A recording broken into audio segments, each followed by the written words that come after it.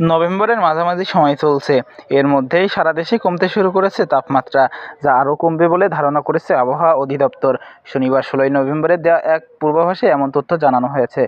পূর্বাভাসে বলা হয়েছে, আগামীকাল রোববার সকাল পর্যন্ত অস্থায়ীভাবে আংশিক মেঘলা আকাশসহ সারা দেশের আবহাওয়া শুষ্ক থাকতে পারে। সারা দেশে রাত এবং দিনের তাপমাত্রা সামান্য কমতে পারে। ভোরের দিকে দেশের নদী অববাহিকায় হালকা কুয়াশা পড়তে পারে।